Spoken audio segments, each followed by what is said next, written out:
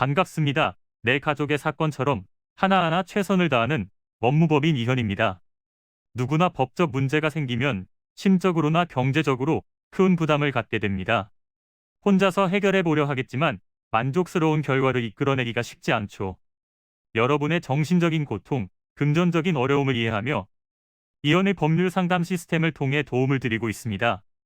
의뢰인의 문제는 하나의 사건이 아니라 한 사람의 삶이라는 마음으로 면밀하게 분석하여 해결의 실마리를 찾아드리겠습니다. 자, 그럼 오늘의 주제인 금전채권 소멸시효에 대하여 함께 알아볼까요? 소멸시효라는 것은 권리자가 권리를 행사할 수 있었음에도 불구하고 일정 기간 동안 권리를 행사하지 않는 경우 그 권리에 대하여 소멸을 인정하는 제도입니다. 즉, 금전채권에 대하여 일정 기간 이내에 권리를 행사하지 않는다면 자신의 돈을 빌려주었다고 할지라도 돌려받지 못한다는 뜻이 되겠습니다.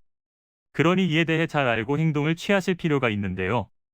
채권의 소멸시효는 채권의 종류에 따라 달라지기 때문에 반드시 확인을 해야 합니다. 일반적인 민사 내용으로 상거래와 상관없이 개인 간에 빌려준 돈과 같은 약정금의 경우에는 10년의 기한을 두고 있습니다. 원칙적인 상거래나 규정된 사업 자금 등의 경우에는 5년의 기한, 물품 대금을 시작으로 공사대금, 통신, 공공요금, 의료, 건물 또는 상가 임대료 등의 경우에는 3년의 기한, 일반적인 소비 생활에 발생하는 운송비, 숙박료, 음식료, 입장료 등은 1년의 기한입니다.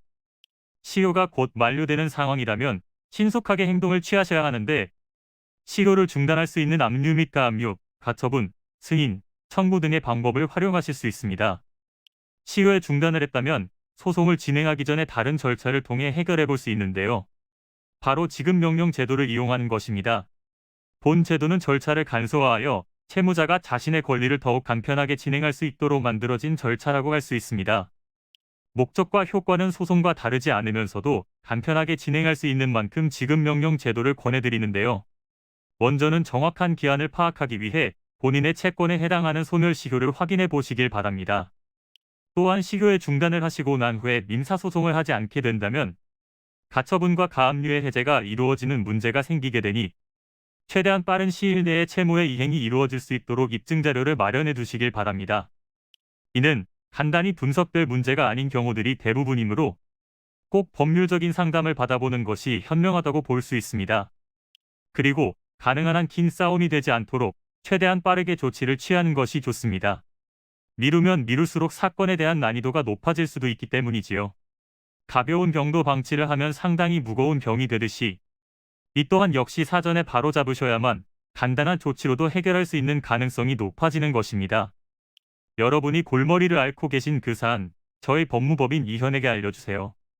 이현의 법률 상담 시스템을 통해 든든한 지원군이 되어드리겠습니다. 간혹 변호사가 아닌 사무장 등과 상담하는 줄로 오해하시는 분들이 계시는데 이는 전혀 아니며 저희 법무법인 이현은 변호사와 1대1로 상담이 이루어진다는 점을 다시 한번 꼭 알려드립니다.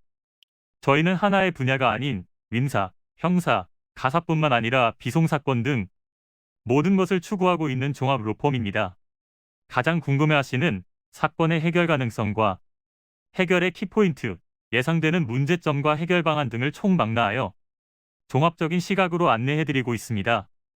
보다 정확한 상담을 위해 상담 접수를 먼저 실시하오니 해당 화면에 보이는 번호로 먼저 연락을 주시면 친절한 안내를 도와드리도록 하겠습니다. 인터넷으로 법무법인 이현을 검색 후 홈페이지를 살펴보시고 와도 좋습니다. 언제나 의뢰인이 처한 상황을 이해하며 그 입장에서 생각하겠습니다. 저희는 법무법인 이현이었습니다. 감사합니다.